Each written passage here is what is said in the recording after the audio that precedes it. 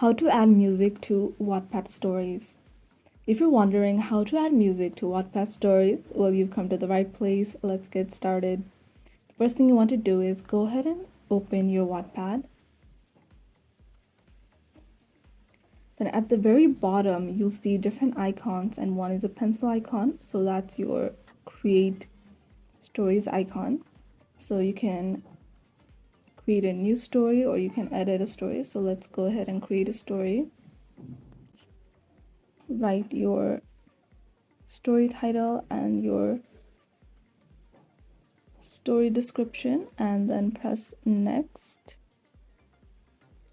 So you can see here at the very top it says tap to add media. So go ahead and click on that.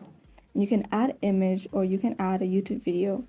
And if you want to add music to your story, then go ahead and search the music that you want to add to your Wattpad story. So I'm just going to select this and go ahead and select which song that you want to add and press add at the very top corner.